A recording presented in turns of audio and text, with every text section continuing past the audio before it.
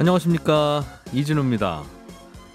미국 중앙은행인 연준이 내년에 기준금리를 3번 인상할 수 있다. 또 자산 매입을 축소하는 테이퍼링의 속도를 예상보다 2배 더 속도를 높이겠다, 이런 발표를 했습니다. 그런데 오히려 시장은 안도하는 분위기입니다. 금리 인상기에 접어들면 대개는 주식시장에는 악재고 주식 가격이 하락한다고 생각들은 하는데, 또 반면에 반도체, 자동차 이런 산업의 업황이 개선될 것으로 예상되고 있어서 내년에 주식시장은 상승장을 계속 이어갈 거라는 긍정적인 전망도 나오고 있습니다. 최근에 센터뷰 시간을 통해서 내년의 주식시장 전망에 대해서 하나하나 다양한 분석들을 저희가 함께 들어보고 있는데요. 오늘은 또 다른 분석을 함께 들어보시겠습니다. 프랑스도 우리나라에 이어서 내년 4월에 대통령 선거를 합니다. 이 나라에서는 최근에 실업률이 높기 때문에 제조업 부활 그리고 일자리 회복, 이게 선거의 쟁점으로 떠오르고 있다고 해요. 오늘 글로벌 리포트 시간에는 이런저런 나라 밖 경제 소식들을 살펴보겠습니다. 손에 잡히는 경제 플러스 광고 듣고 시작합니다. 요즘 미국 연준이 금리 인상 속도와 계획을 계속 앞당기고 있습니다. 이렇게 되면 금리는 당연히 오르겠고, 생각보다 빨리 오르겠고, 우리로서는 대출금도 걱정이지만 또 주가가 떨어지는 게 아닌가 하는 걱정거리들이 많아질 수밖에 없는데, 주식시장에서는 그럼에도 불구하고 상승장이 이어질 것이다 하는 전망도 함께 나오고 있습니다. 오늘 센터뷰 시간에는 신한금융투자의 이선엽 OCIO 센터장과 내년 주식시장 전망 함께 해봅니다. 어서 오십시오. 예, 안녕하십니까? 예, 금리가 오르는 게 주가에는 부담인 거는 뭐 교과서에 나오는 얘기긴 하죠. 예, 그렇습니다. 통상적으로 주가가 오르면 부담이긴 하지만 예, 통상적으로 금리가 오를 때 예. 오르는 속도가 문제이지 금리 자체가 오르는 게 주식시장에 부담이 된 적은 없다라고 보시면 될 것 같고요. 네. 결국엔 이제 미국이나 한국에서 현재 진행되고 있는 금리 인상에 대한 기조 자체가 시장의 경제 성장보다 더 빠르게 긴축이 이루어지면 부담이 되겠죠. 그러나 경제가 지속적으로 성장하는데 성장과 궤를 같이 한다거나 또는 성장보다 우리가 알고 금리 인상 속도가 느리다라면 오히려 시장에 도움이 됐다, 이렇게 보시면 되고요. 네. 또 하나는 절대적인 금리 수준이 높으면 문제가 되지만 네. 여전히 한국이나 미국이나 금리가 제로 금리 수준이기 때문에 일정 수준 오르는 부분까지는 사실 그래도 저금리 기조라는 점에서 놓고 볼 때 금리 인상 자체가 시장의 발목을 잡을 것 같지는 않습니다. 과거에도 뭔가 경기가 좋아지는 시점에서는 금리가 올랐을 텐데, 네. 금리가 오를 때 주가는 어땠습니까? 보통은 금리가 오르면 채권이나 예금 같은 곳에서 이자를 많이 주니까 굳이 주식에 투자해서 리스크 안고 해야 될 게 뭐가 있느냐라는 사람들의 생각 때문에 주식이 아닌 자산으로 뭐 돌기도 하고 등등 여러 이유로 주가에는 안 좋다고는 되어 있는데, 과거에도 어떤 흐름이었는지 좀 알고 싶어요. 네. 지난 30년간 미국이나 한국의 기준금리가 인상될 때 우리나라 또 미국 시장의 금융시장의 반응을 보면 전체적으로 상승세가 유지되거나 오히려 더 강하게 오른 적이 대부분이었습니다. 거의 모든 국면에서 금리 인상 시기에 전체적으로 주식시장이 올랐다라고 보시면 될 것 같은데요. 네. 물론 이제 은행 이자가 올라가는 것도 사실이지만 그만큼 금리를 강력하게 오를 수 있다라는 것 자체가 경제 성장이라는 걸 대변한다는 점에서 투자자들은 금리보다는 성장에 베팅을 했다라고 보시면 될 것 같고요. 네. 대체적으로 금리 인상이 마무리되고 시차적으로 1년 정도 뒤부터는 하락을 시작을 했으니까 금리 인상기 자체에 주식시장이 꺾이진 않았고 금리 인상이 마무리된, 즉 절대금리가 높아지는 수준에 있겠죠. 뭐 지금으로 얘기하면 미국 기준금리를 기준으로는 한 2% 이상일 때, 또 이제 한국 시장 기준으로도 그 이상이 되었을 때 사실 시장이 부담이 되었지 그 이상까지는 성장보다는 금리가 낮다라고 보는 겁니다. 예를 들어서 뭐 내년에도 성장이 뭐 몇 퍼센트 나온다 하면 그 성장률보다 낮은 금리 수준이라면 여전히 저금리라고 보고 있고, 그렇다면 시장에서는 높아진 금리 수준보다는 성장을 더 중요시한다는 점에서 금융시장이 굉장히 도움이 됐었습니다. 아마 많은 분들 기억하시겠지만 지난 2016년에도 이런 사례가 있었고, 또 2004년부터 2006년까지 우리나라 또 미국도 금융시장에서 금리를 많이 올리지 않았습니까? 그때 뭐 우리나라 주식시장이 1000에서 2000까지 올랐던 기억도 있을 거고요. 아마 많은 사례를 찾아보시면 아시겠지만 금리 인상기에 주가가 또는 지수가 추세적으로 하락했던 사례는 없었습니다. 금리 인상이라는 것 자체가 경기가 이제 좋다는, 좋아지고 있다는 시도 오히려 신호라서. 그렇습니다. 그런데 왜 금리 인상을 그럼 시장은 두려워합니까? 지금 시장에서 굉장히 금리 인상을 두려워하고 있는 이유는 크게 두 가지라고 보여집니다. 첫 번째는 앞서도 말씀드린 금리 인상 자체가 성장이라는 걸 대변하는데 네. 과연 지금 성장에 대한 신뢰가 있느냐, 자신감이 있느냐, 이게 가장 중요한 것 같아요. 최근에 델타 변이도 있었고 또 오미크론이 여전히 시장에서 맹위를 떨치고 있습니다. 이런 상황에서 연준이 얘기하는 또는 시장이 얘기하는 정말 성장을 담보로 한 금리 인상에 대한 신뢰를 보낼 수 있을 것인가에 대한 그런 어떤 부분들이 일단은 가장 크게 우려로 작용하고 있다. 결국에는 금리 인상 자체가 성장이라는 단어하고 같이 나와야 되는 건데 현재는 거기에 대한 신뢰가 없는 게 문제고요. 두 번째는 글로벌 역사상 가장 많은 부채가 있기 때문입니다. 아무래도 금리가 올라가는 국면마다 여기저기서 부채로 인한 부작용들이 나타나기 시작할 것이고 이 자체가 역시 성장의 부담 또는 부채가 터지면서 나올 수 있는 부작용에 대해서 우려하고 있기 때문에 금리 인상에 대해서 상당히 부담을 느끼고 있는 것으로 판단됩니다. 부채는 늘 있었지만 예전에 금리 올리던 시기보다 지금이 부채가 훨씬 많으니까. 부채도 많고 생각보다 허약해진 것도 많은 것도 사실이죠. 지금 뭐 우리나라도 그렇지만 중소상인분들, 자영업 하시는 분들 굉장히 어렵지 않습니까? 예. 그리고 뭐 최근에도 우리나라에서도 부동산 가격이 일부 지역 중심으로는 어려워지고 있다는 얘기들도 들리고 있는데 과연 여기서 금리가 오르면 그러한 점들이 과연 시장에 어떤 영향을 줄 것이냐, 분명히 부담을 줄 것인데 라는 우려가 깔려 있다고 봐야 되겠죠. 경기가 네가 생각해도 좋고 내가 생각해도 좋고 이견 없이 좋아서 그렇게 해서 금리 올리는 거야 관계없으나 맞습니다. 여기저기 허약한 게 아직도 남아있고 성장이 있을지도 모르는데 단순하게 물가 올라간다는 이유로 이렇게 금리를 올리다 보면 오히려 더 부작용이 크지 않겠는가 하는 걱정을 시장이 하고 있는 거군요. 현재 시장이 하고 있고 그런 점들이 이제 그 미국 시장 중심으로는 오늘 같은 경우 좀 내렸지 않습니까? 그래서 최근에 이제 연준의 그 판단에 대해서 다시 한번 조금 되새겨 보는 것 같아요. 이게 정말 맞는 건가? 정말 시장의 호재였던가? 네. 라는 부분에 대해서 시장 변동으로 이어지고 있다라고 보여집니다. 그렇군요. 한 가지 걱정되는 건 과거에는 주가가 금리 인상기에 올랐을 때는 금리가 인상되지 않고 낮을 때는 주가가 좀 덜 올랐고 왜냐하면 경기가 나쁘니까 예. 금리를 내렸을 거고 그 금리가 내려갔을 때는 경기가 나쁘니까 주가가 그리는 높지 않다가 경기가 좋아지니까 주가도 올라가고 그러니 금리를 올려도 경기 좋아지니까 주가 올라가는 거예요 라고 설명이 됐는데 지금은 금리를 올리기 직전인 작년 올해 보면 주가가 많이 올랐잖아요. 너무 많이 올랐죠. 경기가 안 좋음에도 불구하고 그럴 때는 이게 왜 오르냐면 경기는 안 좋지만 금리가 낮잖아요. 그래서 오르는 겁니다라고 설명을 해서 그런가 보다 했는데 유동성이라고 보통 예. 얘기를 하죠. 그런데 금리가 올라가는 시점이면 그럼 그 유동성은 없어지는 거고 금리가 올라가는 거니까 이제 주가가 안 오르겠구나라고 두려워할 때는 또 야 그러니까 경기 좋아진다는 거니까 또 올라요 그러면 주식은 그럼 계속 오른다는 뜻인가 하는 그런 생각, 의구심 들 수밖에 없을 것 같은데요. 예전에 그 상승세였던 시장을 돌아보면 어느 정도 해답이 나오는데요. 네. 이렇게 금리가 인상기였었을 때 경제가 다 좋아지지는 않습니다. 특정 산업이나 특정 업종 중심으로 네. 좋아지는 경우들이 많고요. 통상적으로 금리가 인상이 되면 모든 종목들이나 기업들이 올라가기보다는 특정 산업이나 기업 중심으로 아무래도 유동성이 줄어들다 보니까 네. 올라가는 종목 수가 줄어들면서 그 기업들이 굉장히 크게 오르는 흔히 보통 버블이라고 얘기를 하고 네네. 과열권이라고 얘기하는데 이런 식으로 주가가 오르게 됩니다. 따라서 만약에 금리 인상기에 주가가 오른다라고 가정을 하면 또 이전처럼 그런 사례가 나온다라고 하면 분명하게 이번에도 나타날 수 있는 부분은 대부분의 내가 가지고 있는 종목들 또 많은 투자자분들께서 보시는 종목들이 올라가는 게 아니라 사실 앞으로 좋아질 몇몇 기업들 또는 산업들, 대기업 중심이 되겠죠.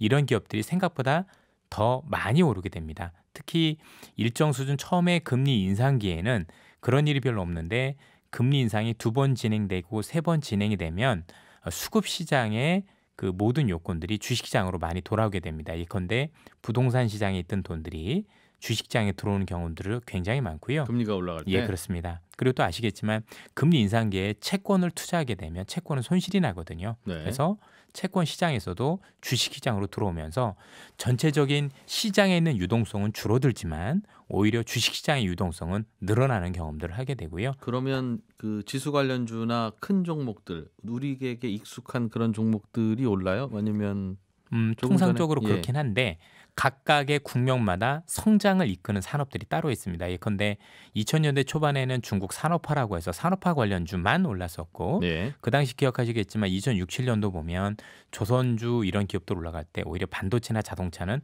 수익률이 오르는 것도 아니고 반토막이 났었거든요. 네네. 예. 이렇게 이제 차별화되는 국면들이 일어나고요. 또 대부분의 어떤 우리 닷컴 버블 때도 그랬겠지만 그때도 금리 인상기였거든요. 그때는 이제 IT 기업들이 올라갈 때 또 흔히 얘기하는 전통주들은 주가가 부진한 모습을 보였기 때문에 네. 전체적으로 모든 종목이 올라가는 게 아니라 오히려 극심한 양극화나 차별화는 더 진행되는 게 금리 인상기에는 이 향후 시장에 좀 우리가 봐야 될 부분이 아닌가. 그래서 이게 덜 올랐다고 그걸 사는 게 맞지 않다라는 거죠. 뭐가 더 모를까요? 그럼 굉장히 중요한 단서를 던져주셨는데 네. 금리 인상기에는 모든 주식이 다 오르는 건 아니다. 그렇습니다. 그러면 어떤 주식들이 오릅니까? 우선 대체적으로 놓고 보면 이제 성장주라는 부분들이 있겠지만 내년에 시장을 이끌 만한 업종들이 무엇이 있겠느냐에 대한 고민들이 있을 것 같은데요. 뭐 다른 하우스도 그렇지만 저희 같은 경우도 대체적으로 반도체하고 자동차 쪽이 좀 핵심이 되지 않을까라는 판단을 많이 하고 있습니다.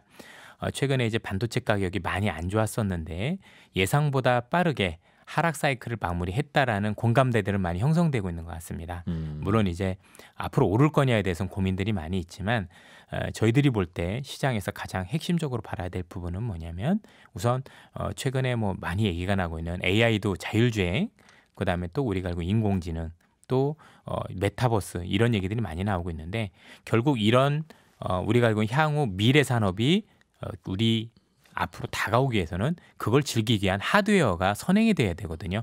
거기에 대한 시스템을 깔아야 되는데 그 네. 모든 것들이 반도체입니다. 특히 그 반도체 중에서도 흔히 얘기하는 비메모리라고 하죠. 고부가 가진 이 비메모리 시장이 굉장히 커지는데 삼성전자가 사실 이 비메모리 시장에서 아직까지는 역할이 굉장히 미미하지만 최근에 시장은 굉장히 커지고 있고 또 네. 삼성전자가 최근에 뭐 인사라든가 조직 개편을 통해서 비메모리 시장에서 굉장히 큰 역할을 할 수 있는 어떤 발판을 만들었고 이번 주에는 또 좋은 뉴스들도 나오지 않았습니까? 비메모리 쪽에서 물론 이제 이게 향후에 얼마나 커질 수 있는지 여부는 봐야 되겠지만 내년 시장에서 삼성전자가 비메모리에서 역할이 좀 커질 수 있다는 기대 또는 실제 그런 역할들이 보여질 때는 생각보다 밸류에이션을 더 높게 줄 수 있는 여부가 충분히 있을 거라고 생각을 하고 있고요.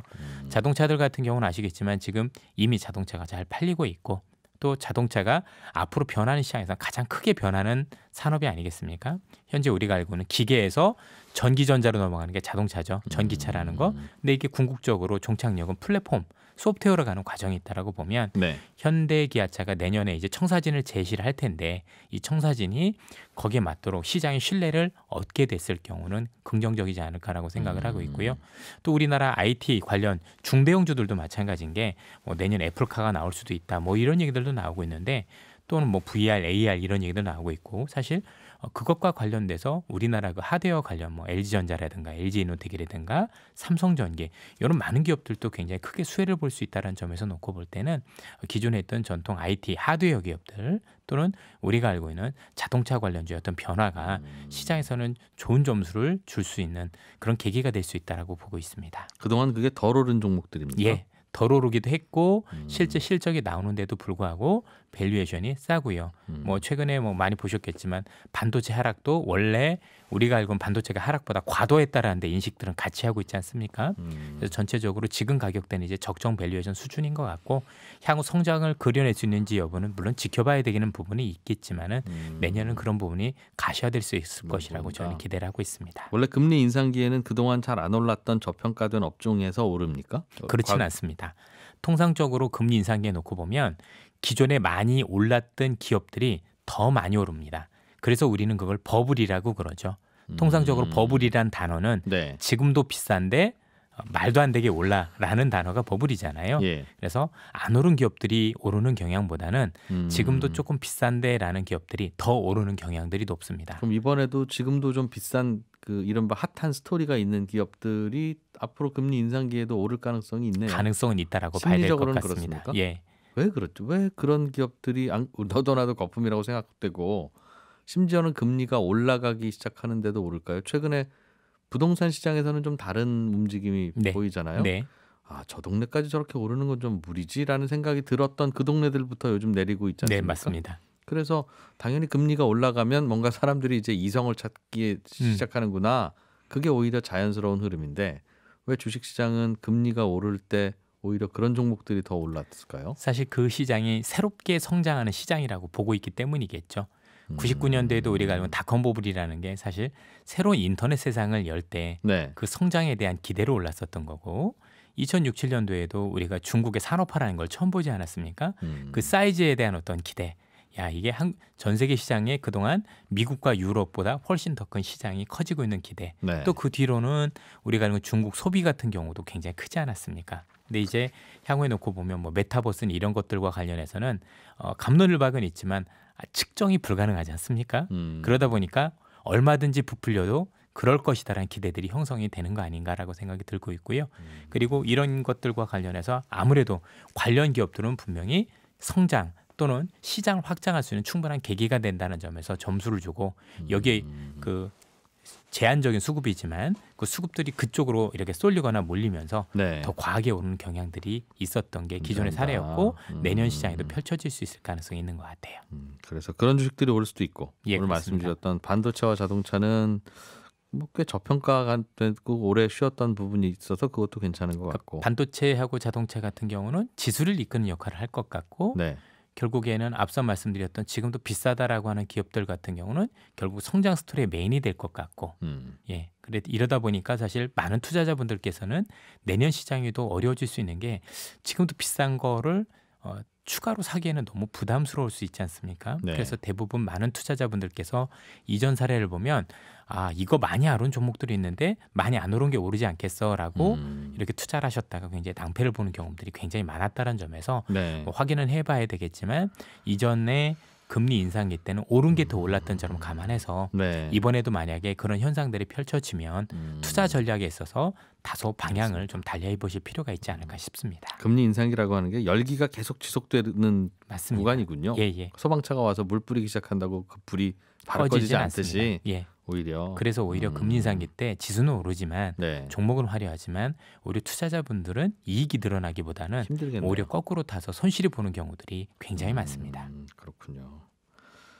그동안 유동성 측면 때문에 너무 많이 오른 그거는 그 점은 없어요. 특히 뭐 미국 시장 같은 경우는 계속 사상 최고치 근방인데 쉬어가는 듯 하다가 또 오르고 근데 금리가 이제 올라가기 시작하면 미국 시장은 그동안 너무 많이 오른 것에 대한 반납이 좀 있지 않을까 하는 생각. 그렇다면 미국 시장이 그걸 반납하는데 우리나라 시장은 그동안 가치는 못 올랐으니까 하면서 같이 오르기도 좀 분위기상 어려울 것 같아서 많이 올랐던 미국 시장에 대한 가격 부담은 어떻게 생각하시는지. 사실 항상 부담이었었고요. 네. 그 부담을 앓고도 계속 올랐던 것 같습니다. 그런데 통상적으로 금리 인상기 때 오르는 미국 시장이나 한국 시장은 사실 새로운 시작이라기보다는 사실 주식시장이 거의 끝을 알리는 상승이라고 보셔야 되겠죠. 그래서 부담스럽지만 더 오를 가능성이 있는데 여기서 더 오르면 저희들이 생각을 해도 네. 이게 뭐 새로운 시작을 알려서 계속해서 투자를 늘려가야 되는 국면이 아니라 적당한 국면에서는 사실 우리가 어느 정도 욕심을 버리고 내려와야 된다는 데에서는 충분히 공감을 할 수가 있을 것 같습니다.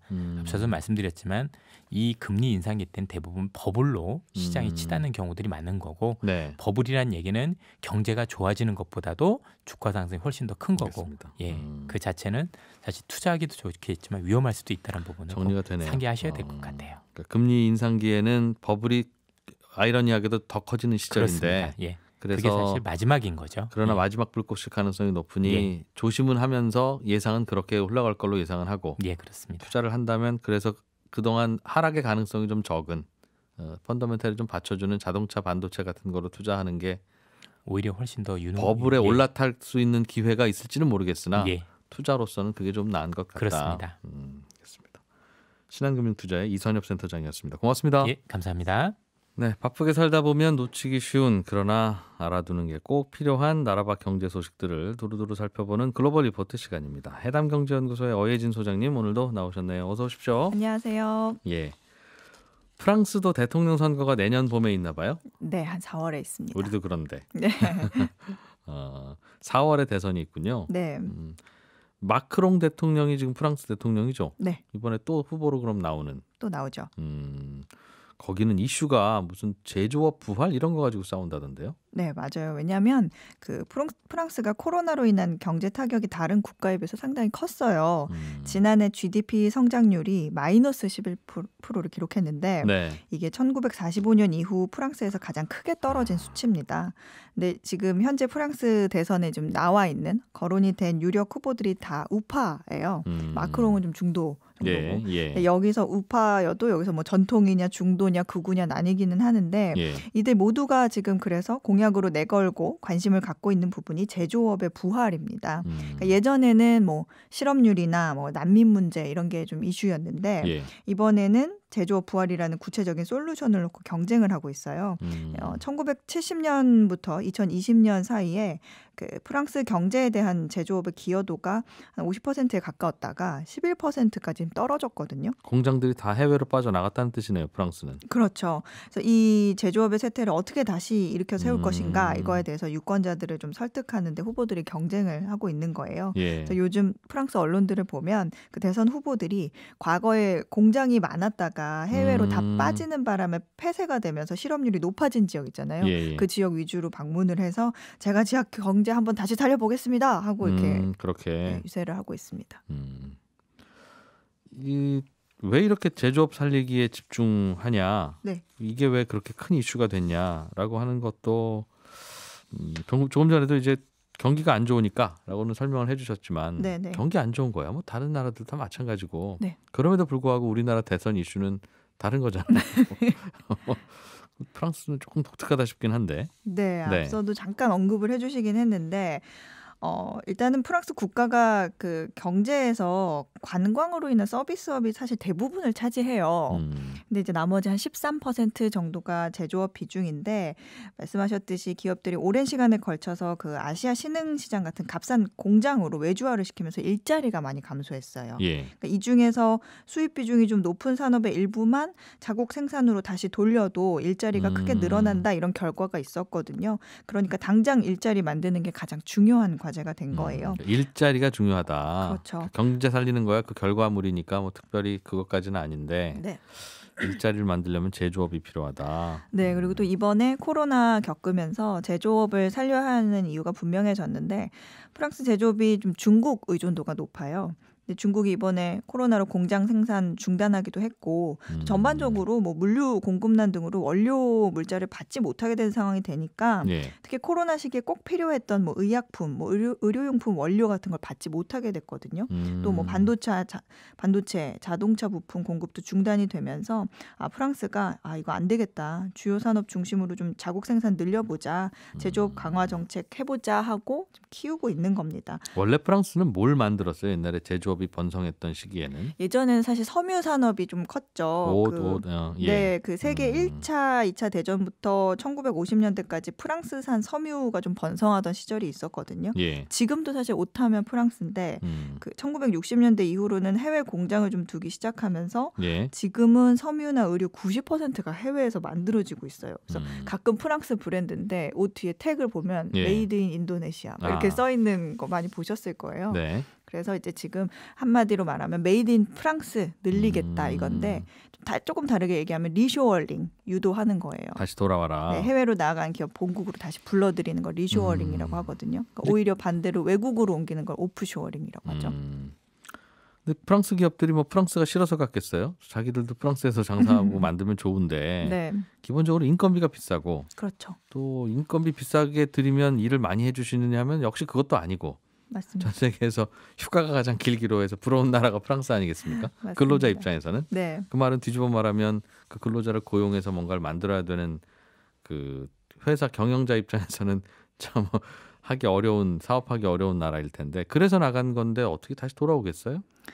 그래서 많이 지원책을 많이 내놓고 있어요. 지금 네. 마크롱 대통령 같은 경우에는 지난해부터 기업에 8억 3천만 유로, 우리 돈으로 하면 9,400억 원을 지원하면서 이제 기업들이 투자를 중단하지 않도록 또 예. 우리가 위기 때 힘을 실어줬다 이렇게 강조를 하고 있거든요. 근데 실제로도 올해는 해외로 사업을 이전하는 기업이 많이 줄었고 오히려 예. 리쇼어링, 프랑스로 다시 돌아온 기업이 80개 이상인 것으로 나타났어요.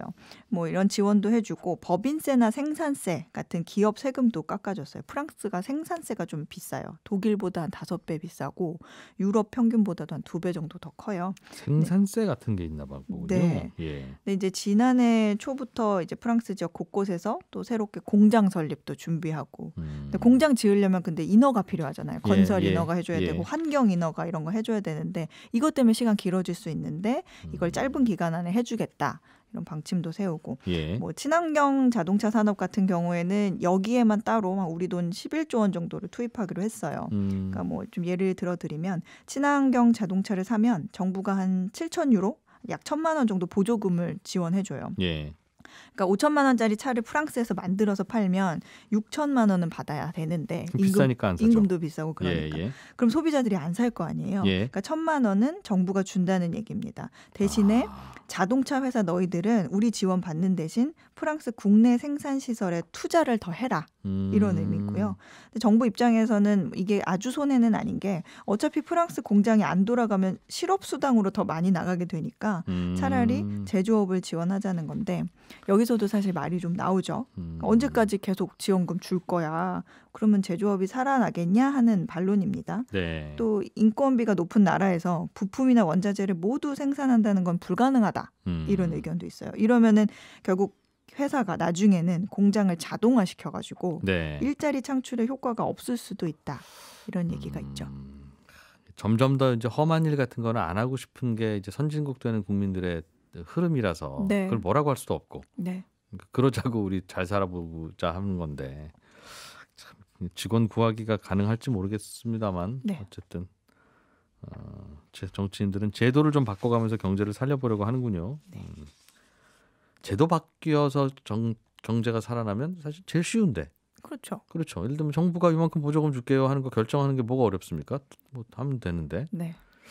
그게 안 되니까 다들 고민을 하는 건데 정치인들은 대개는 이러면 될 거라고 하고 일단은 표를 했군요. 프랑스 대선 내년 4월. 왜 웃으세요? 더 하실 말씀이 있으실 것 같은데 말려야 될 것 같아요. 요즘 미국 식당들이 메뉴판의 음식 가짓 숫자를 줄이고 있다. 옛날에는 메뉴판 딱 열면 뭐 4페이지, 5페이지 넘어가는데 요즘은 달랑 앞뒤로 책받침 하나 나온다. 그 얘기예요. 맞습니다. 사실 미국 식당들도요. 영업을 다시 시작한 지 얼마 안 됐어요. 길게는 뭐 2년 가까이 문을 닫았던 곳도 있는데 메뉴 수는 기존보다 줄었다고 합니다. 사실 식당 메뉴가 뭐 경제 상황에 따라서 늘어나기도 하고 축소되기도 하는 일은 이전에도 있었거든요. 근데 이제 지금은 물가 상승 그리고 인력난, 뭐 임금 상승 그러니까 식재료 비용이 증가하고 주방에서 일할 사람이 없는 상황 때문이에요. 미국의 한 식품산업시장 조사기관에 따르면 올해 미국 식당의 60%가 메뉴에 있는 음식 수를 줄였다고 합니다. 고급 식당 메뉴들이 특히 큰 타격을 받았는데 코스 요리를 제공하는 레스토랑들은 육류 가격이 굉장히 많이 올랐거든요. 그러다 보니까 뭐 스테이크나 참치, 연어 같은 그 메뉴들을 최대한 줄이고 에피타이저와 디저트 제공에 초점을 맞추고 있다. 이렇게 얘기가 있고요. 스테이크 만들어 팔아봐야 뭐 비싼 가격표 붙을 수밖에 없으니까. 가격이 안 맞는 거죠. 그리고 일반 식당들도 이제 뭐 계절마다 새로운 식재료로 요리를 선보이는 건 이제 어려운 일이 됐고 가격이 뭐 높은 고급 식재료나 금방 상하기 쉬운 거, 조리 시간이 너무 오래 걸리거나 인력이 많이 소모되는 요리들은 메뉴에서 가장 우선순위로 없앴어요. 그러니까 주로 뭐 파스타 소스처럼 한 가득 만들어가지고 끓여놓고 쭉 뿌려서 그냥 먹는 거. 얼려뒀다가 주문이 들어오면 그때 바로 준비할 수 있는 메뉴 위주로 중점을 두고 있다고 합니다. 사람도 없으니까 복잡한 것도 못 만들고 재료도 그때 안 오니까 못 만들고 그리고 손님이 언제 끊길지도 모르고 그러니까 못 만들고 하여튼 우리도 최대한 간단한 것만 합니다. 그러면 그런 간단한 것들은 음식값은 그대로입니까? 아니면 그것도 올랐겠네요. 그것도 올랐죠. 일단 식재료 값이 올랐으니까. 치솟는 그 인건비와 식재료 비용으로 인해서 미국 전역의 식당들의 음식값이 인상이 됐습니다. 이걸 메뉴 가격 인플레이션으로 불리는 그 외식업 지수라는 게 있어요. The Food Away from Home Index라고 하는데 외식 인덱스. 이게 지난 11월에 0.6%를 기록했는데 1년 만에 5.8%가 오른 수치입니다. 식당 메뉴 가격이 1982년 이후에 그러니까 39년 만에 최고로 높은 연간 상승률을 기록한 겁니다. 근데 이런 상황이 식당 메뉴에 어떤 식으로 가격이 반영이 됐는지 한번 제가 찾아봤더니 예. 뭐 이런 식이에요. 음식 수는 반으로 줄였잖아요. 네네. 대신에 장사는 유지를 해야 되고 가격을 올릴 명분도 필요하니까 네. 예전에 뭐 예를 들어서 뭐 베트남 국수 쌀국수 집인데 예전에 $25에 팔던 쌀국수에 네. 고급 훈제 그 소갈비를 얹어서 $60짜리 고급 메뉴로 전환을 해서 파는 거예요. 아, 이런 식으로 그래야 생존 단가 전략. 나오니까. 네. 그렇군요. 저도 가끔 자주 가는 그 분식점이 네. 분식점에서는 떡볶이 뭐 이런 거 순대 이런 거 팔잖아요. 네. 근데 사실 식당에서 파는 음식이라는 게 원재료 값은 어차피 비슷하고 그러니까 떡볶이 한 그릇을 만드는 가격이나 파스타 한 그릇을 만드는 가격이나 원재료는 비슷한데 파스타는 13,000원 그래도 뭐 파스타가 그렇지 하고 사 먹는데 떡볶이 13,000원 그러면 화를 내잖아요. 좀 나랑 싸우겠다는 거냐고. 그 사람들의 인식과 생각이 그러니 그걸 바꾸기는 어렵고 네. 테이블이나 이런 인건비야 어차피 가게에서 비슷한데 떡볶이를 파는 분들이 이거 어떡하나. 떡볶이 치킨 올려주시고. 네, 치킨도 올려주시고 네. 뭐 차돌박이도 한 두어 점 올린 후에 이제 12,000원 이렇게 올라가는 보면 아 정말 이게 그래도 떡볶이인데 하는 생각은 들면서도 네. 아 이분들도 고민하겠구나. 떡볶이 가게니까 월세 반만 받을게요. 이거 아닐 거고 인건비도 마찬가지일 텐데 하필이면 메뉴가 떡볶이라서 참 고민이 많으시겠다 하는 생각을. 떡볶이 소스나 파스타 소스나 만드는 거는 똑같이 힘든데. 뭐 그렇죠. 결국은 네. 사실은 재료값이 차지하는 비중이 자꾸 이제 줄어들 테니까 네. 그런 고민들을 좀 하시더군요. 점심 시간이 다가오는 관계로 네. 자꾸 음식 이야기가 길어지네요. 뉴질랜드 이야기 좀 해보죠. 네. 뉴질랜드가 법으로 담배 금지. 그게 시작됐습니까? 네, 이게 당장 전 국민에게 강제로 금지한다는 거는 아니고요. 예. 지금 현재 뉴질랜드에서는 만 18세부터 담배를 살 수 있습니다. 그런데 2008년 이후 태어난 아이들은 앞으로 성인이 돼도 담배를 구입할 수 없게 하는 법안을 내놨습니다. 그러니까 2023년부터 적용이 되는데 네. 이 법안대로가 되면 2073년이 되면 예. 그 뉴질랜드 국민의 65세 이하의 모든 국민은 뉴질랜드에서 담배를 살 수 없게 되는 거죠. 그러니까 시간이 더 지날수록 전 국민이 담배를 살 수 없는 시간이 옵니다. 이제. 어느 날 갑자기 금연이 아니라 네. 이미 피우고 계신 분들은 계속 피우고 네. 앞으로 2008년 이후 태어난 아이들이면 지금쯤 몇 살입니까? 지금은 한 이제 14살. 초등학교 6학년 우리나라 나이로 그 정도 네네네네. 됐을 텐데 그때부터는 못 핀다. 그 친구들이 성인이 그러니까 18세가 되고 나서 담배 살 수 없는. 그러면 잠깐만요. 2008년생은 이제 평생 동안 뉴질랜드에서 담배 못 피는 거고. 네. 그렇죠? 네. 2007년생은 계속 피울 수 있으면 2007년과 2008년에 태어난 다 같이 안 피우는 것도 아니고 그게 뭔가요? 그게? 어쨌든. 네. 예. 그리고요. 예. 그리고 이제 담배를 팔 수 있는 가게도 현재 한 8,000개가 있는데 이걸 500개 미만으로 대폭 줄일 계획이거든요. 네. 그러니까 2025년부터는 또 니코틴 함량이 매우 낮은 담배만 생산하고 수입하고 판매할 수 있는 예정입니다. 그렇군요. 네. 뉴질랜드가 흡연율이 다른 나라보다 좀 높아요? 왜 이런 고민과 결정을 했을까요? 이게요, 요지가요. 굉장히 이렇게 꿈과 희망이 가득 담겨 있는 내용인데 다음 세대를 위해서 젊은이들이 흡연을 시작하지 않도록 확실히 네. 하겠다. 다음 세대를 위한 거다. 뭐 이런 의미고요. 네. 뉴질랜드는 매년 흡연으로 인한 사망자 비율이 전체의 15%를 사망자의 15%를 차지합니다. 네. 흡연율을 보면 뉴질랜드 성인의 13%가 담배를 핀다고 해요. 아하, 예. 근데 이게 10년 전보다 5% 정도 줄어든 건데 그 우리가 잘 아는 마오리족 있죠. 예. 눈 크게 뜨고 막 허벅지 치면서 막 막. 혀 낼름낼름하는 사람들. 예. 예, 그 마오리족 이 사람들이 흡연율이 상당히 높대요. 마오리족 여성이 약 32%가 흡연을 하는데 뉴질랜드에서 가장 높은 비율이라고 합니다. 네. 마오리족 남성이 25%가 담배를 피고 있는데 흡연율이 마오리족과 저소득층 사회에서 높게 나타나고 있는데 이걸 2025년까지 전체 5%로 낮추겠다. 이런 국가 목표를 세우고 있어요. 그렇군요. 네, 그런데 이제 이렇게 되면 한편에서는 암 시장이 생길 수 있다 우려가 나오고 있거든요. 예. 이미 뉴질랜드에서는 담배 한 값에 10,000원 정도의 세금이 붙는다고 해요. 네. 근데 이렇게 높은 가격을 피하기 위해서는 암 시장이 이미 존재를 하고 있는데 금연법이 이런 식으로 생겨나면 이런 시장을 더 키울 거다. 이런 우려가 생기고 있죠. 담배를 좀 줄이게 하겠다는 생각은 이해가 돼요. 네. 이해가 되는데 야, 이건 그러면 예를 들면 내년부터는 그 18세 이상 된 성인들도 못 피웁니다. 그 되는 친구들만. 네. 19세, 20세 된 분들이야 작년부터 배우기 시작했으니까 어쩔 수 없고 새로 18세가 되는 분들은 내년부터는 안 됩니다. 그러면 어차피 그분들은 이제 그동안 담배 안 피우셨을 청소년들이니까 큰 문제 없이 할 수 있을 텐데 왜 이걸 2008년 이후에 태어난 거니까 2028년부터 하겠다, 2026년부터 하겠다는 거잖아요. 약 한 4년쯤 후에. 이건 뉴질랜드에서도 내 임기에서는 그거 시작하기 싫어요. 그 욕 제가 먹기 싫고 다음 수상이나 다음 대통령이 그 욕 드세요. 이제는 그런 정책인 것 같은데요. 그런 것도 있고요. 지금 이게 뉴질랜드가 세계 최초로 이렇게 얘기를 하다 보니까 다른 국가들이 이걸 얼마나 따라올까, 이게 어떤 영향을 미칠까에 대한 부분도 재밌네요. 시간이 필요한 것 같습니다. 해담경제연구소 어예진 소장이었습니다. 고맙습니다. 감사합니다. 네, 저는 다음 주 월요일 8시 30분에 손에 잡히는 경제에서 찾아오겠습니다. 고맙습니다.